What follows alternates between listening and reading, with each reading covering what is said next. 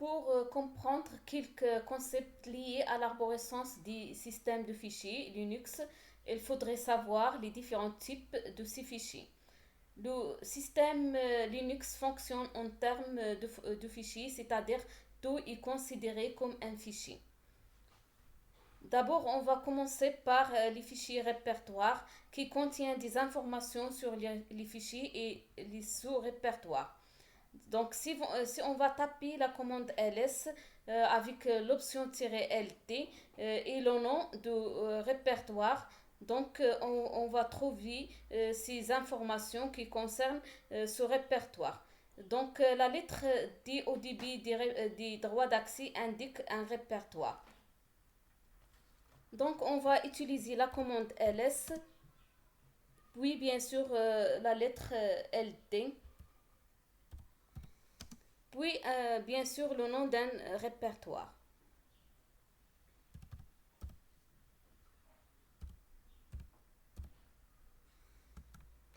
Et comme nous voyons ici, c'est les informations qui concernent ce répertoire. Donc la lettre au début des droits d'accès indique un répertoire. Donc les fichiers ordinaires, ce sont des fichiers texte ou bien des fichiers binaires.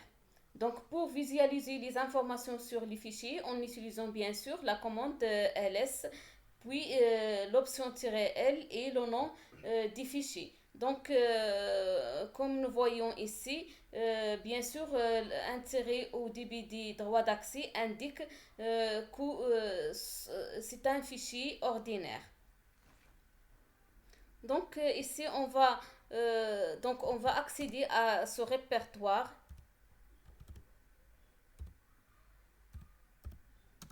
Puis on va créer un fichier avec la commande cat,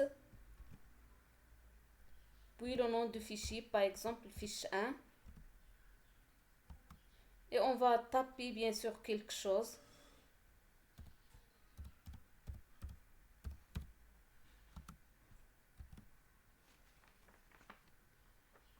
Donc pour voir les informations sur ce fichier en utilisant la commande ls, puis "-l, puis bien sûr le nom de ce fichier, par exemple fiche. Et comme nous voyons ici, c'est les informations qui concernent le fichier 1 avec tiré au début des droits d'accès indique que c'est un fichier ordinaire. Pour un lien symbolique, c'est une catégorie particulière de fichiers qui pointe vers un autre fichier en utilisant bien sûr la même commande ls avec l'option "-l pour voir les informations qui concernent un lien symbolique. Donc, L au début des droits d'accès indique un lien symbolique.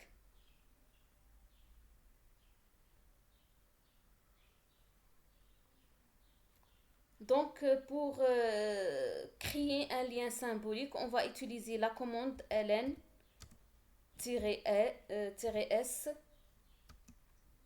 puis le nom du fichier cible qui représente le nom des fichiers existants pour lequel nous créons le lien.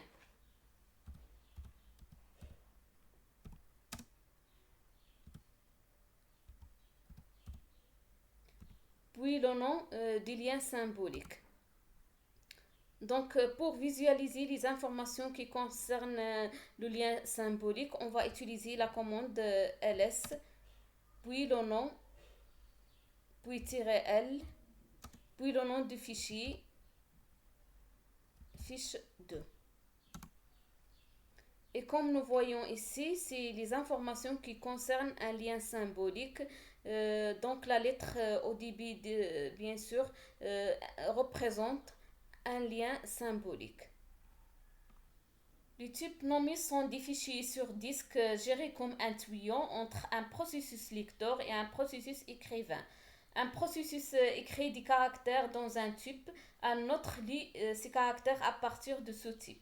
Donc, il peut être créé avec la commande micnode suivie du nom du fichier puis la lettre P. Ou bien en utilisant la commande mic FIFO puis le nom du fichier type. Avec la commande ls-l, nous pouvons visualiser les informations sur le type du fichier indiqué par la lettre P.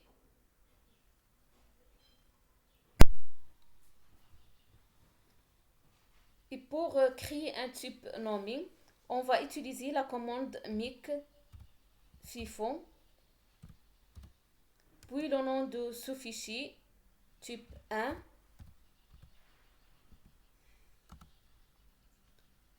Par la suite, on va utiliser la commande ls, puis l'option "-l" pour visualiser bien sûr toutes les informations qui concernent ce fichier type 1.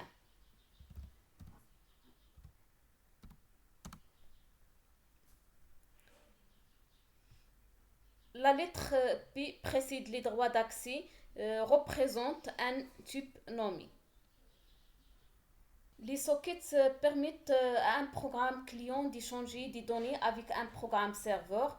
Bien sûr, aucune commande n'est disponible pour créer des sockets dans le shell. Ils sont créés, euh, ils sont créés par chaque serveur utilisant ces sockets.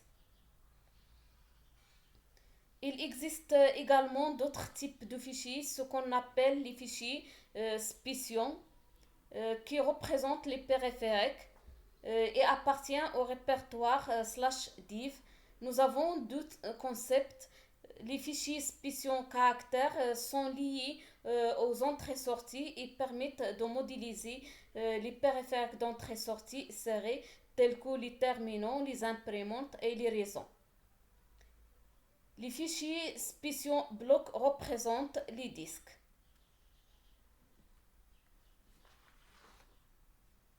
La lettre B au début des droits d'accès indique un fichier spécial bloc, comme par exemple /div/fd0 représente le lecteur de disquette. Aussi /div/htc1 indique les périphériques échanges des blocs de données. La lettre C précédant les droits d'accès indique un fichier spécial caractère comme par exemple /div/tty représente le terminal de l'utilisateur et indique les échanges qui se font en caractère. Donc le fichier périphérique /div/mim représente la mémoire physique. Bien sûr, pour voir les informations qui concernent le fichier fd0 en utilisant la commande ls-l. Et comme nous voyons ici, la lettre B précède les droits d'accès, indique que c'est un fichier spécial bloc.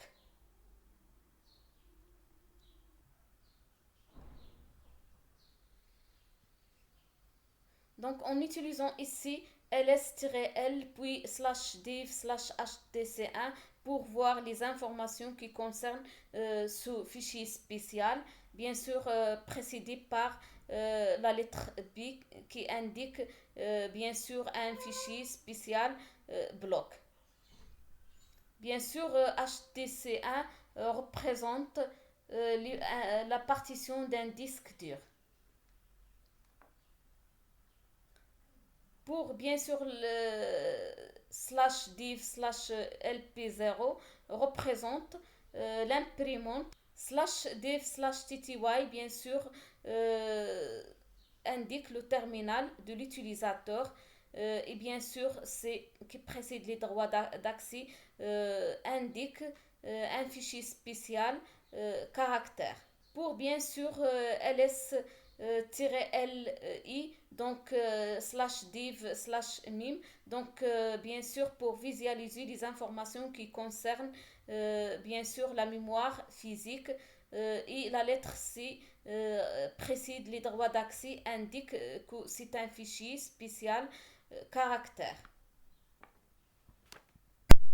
Et pour visualiser toutes les informations qui concernent les fichiers périphériques, on va utiliser la commande ls, euh, puis -l, par exemple in, et bien sûr le slash dev, par exemple, puis slash mim. Donc, comme nous voyons ici, donc il va donner toutes les informations qui concernent la mémoire physique. Donc, c'est la lettre C qui précède tous les droits d'accès. Bien sûr, indique que c'est un fichier spécial caractère.